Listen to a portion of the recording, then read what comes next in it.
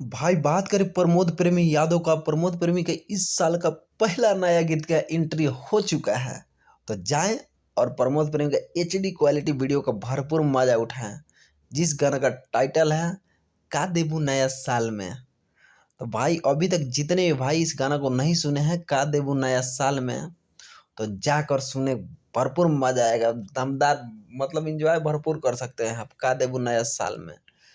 Love story गाना है। मजा आ जाएगा, आपका डाटा वेस्ट नहीं होगा, 100% गारंटी है। तो प्रमोद प्रेमी की आवाज में अगर सैड सॉन्ग हो, रोमांटिक सॉन्ग हो, जो भी सॉन्ग हो भाई, म्यूजिक बहुत जबरदस्त होता है।